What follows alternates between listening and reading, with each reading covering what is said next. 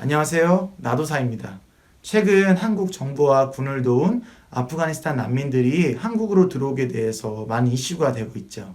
한국 안에서도 찬성과 반대로 많은 의견 차이를 보이고 있습니다.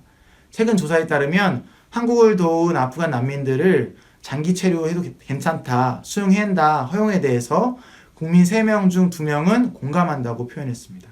하지만 청와대 국민청원을 보면은 난민 수용에 대해서 찬성하는 청원은 약 1000명 정도 된다면 반대하는 청원은 2만 7천 명 정도로 반대가 훨씬 심한 것을 알 수 있습니다. 그래서 오늘은 그것을 알려드리면서는 난민 문제에 대해서 성경은 뭐라 답하는지 나누고자 합니다. 먼저 난민은 누구를 얘기하는 걸까요? 간단히 이야기하면 전쟁이나 기근이나 가난으로 인해서 공경에 빠진 사람들에 대해서 얘기할 때 난민이라는 표현을 씁니다. 자, 여기서 한 가지 묻겠습니다. 그럼 성경에서는 난민이 등장할까요? 등장하지 않을까요? 네, 여러분 다 아시겠지만 등장합니다. 성경에서 정확히 난민이라는 표현을 쓰지 않지만 조금 전에 정의한 난민과 일치하는 상황이 굉장히 많이 등장합니다. 대표적으로 룻이라는 외국인 여성이 있습니다. 이 룻은 나오미라는 시어머니의 며느리입니다. 이 나오미 가족은 본래 이스라엘 사람이지만 먹고 사는 생존의 문제로 인해서 모압이라는 외국에 가게 되었습니다. 그 외국에서 자기 아들들은 그 나라 사람을 아내로 맞이했고 나오미도 며느리를 받게 되었습니다. 그러던 중 갑작스러운 일로 나오미의 남편과 아들들 모두 죽게 되었습니다. 자기 남편도 죽은 마당에 자기 시어머니를 모실 의무가 없어졌고 시어머니도 자기가 원래 살던 곳으로 이스라엘 땅으로 돌아가려고 했습니다. 그래서 며느리에게도 너네들도 돌아가라고 했죠. 그러나 룻이라는 며느리는 시어머니를 떠나지 않고 시어머니 나라인 이스라엘을 함께 들어가겠다 해서 결국 이 둘은 함께 이스라엘로 가게 됩니다. 룻은 이스라엘 사람들이 볼 때 전형적인 가난과 기근으로 인해 발생한 외국인 난민이었습니다. 자기 남편은 죽고 자신은 잘 알지 못한 외국으로 오게 되었습니다. 그래서 자신이 지금까지의 삶의 밑바닥까지 내려가 있다고 생각할 수 있을 것 같습니다. 자신의 처지를 한탄하고 비관할 수도 있겠죠. 그러나 룻은 여기서 좌절하지 않았습니다. 이스라엘에서 그녀는 하나님에 대해 잘 모르지만 열심히 하나님을 섬겼고 시어머니를 모셨습니다. 하찮게 보일 수 있는 막노동도 최선을 다했습니다.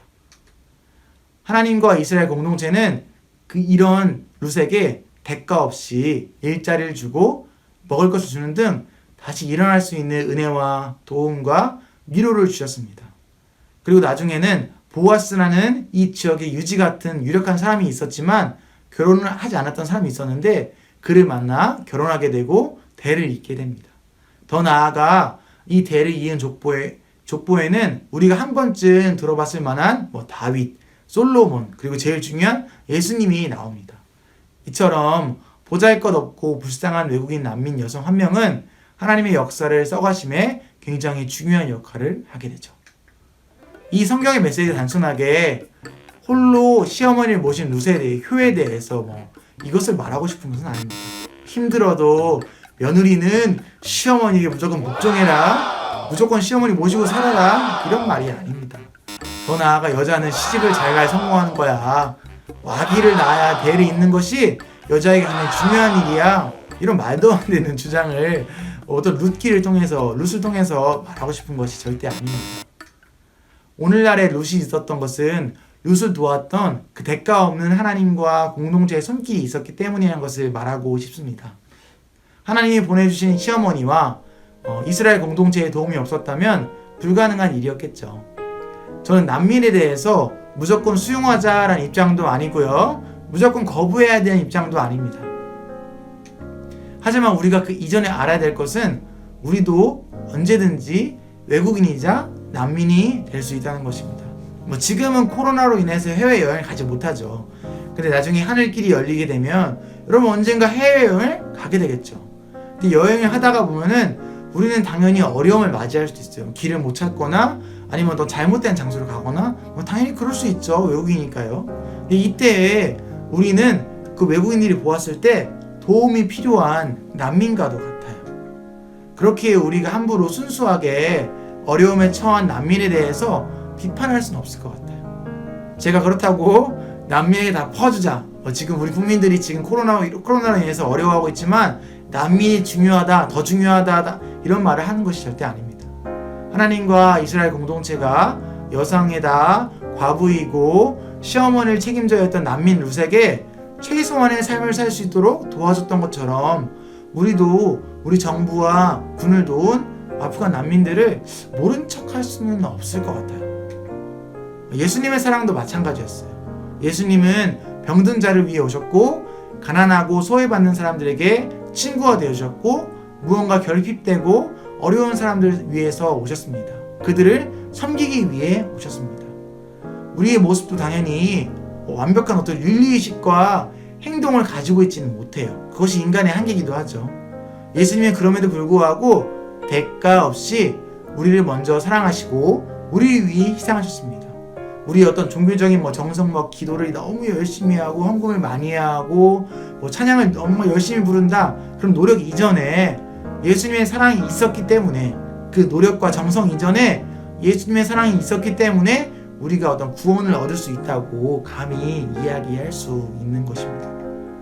이 사랑을 먼저 우리에게 주셨기 때문에 예수님은 우리에게 원수를 사랑해라, 내 이웃을 내 몸과 같이 사랑해라, 나에게 잘못을 저지른 사람이 있다 하더라도 그 사람을 용서할 때 7번씩 70번, 총 490번, 그러니까 즉 계속해서 용서하고 사랑하라고 말씀하셨습니다. 하나님과 이스라엘 공동체는 대가 없는 사랑으로 난민 룻을 도와줬습니다.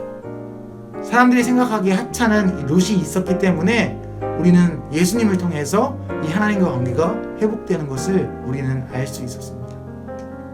한 주간 살아갈 때도 남을 돕고 착하게 살아야 한다는 그 의무감보다는 그 난민 룻에게 베풀어 주셨던 하나님의 사랑이 우리 안에 있음을 믿고 그 사랑에 그냥 감사하면서 그 하나님과 이스라엘 공동체 같이 우리 주변의 어려운 이웃들에게 먼저 다가가 손 내미는 여러분들이 되시길 바랍니다. 오늘은 여기까지 하겠습니다.